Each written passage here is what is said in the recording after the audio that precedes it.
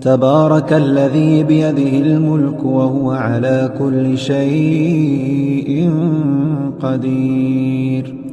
الذي خلق الموت والحياة ليبلوكم أيكم أحسن عملا وهو العزيز الغفور.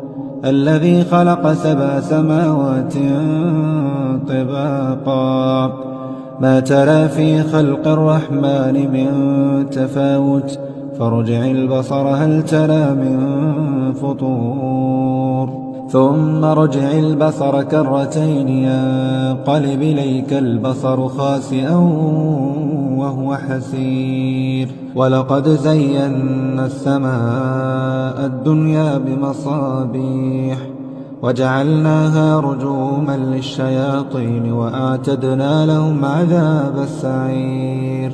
وللذين كفروا بربهم عذاب جهنم وبئس المصير.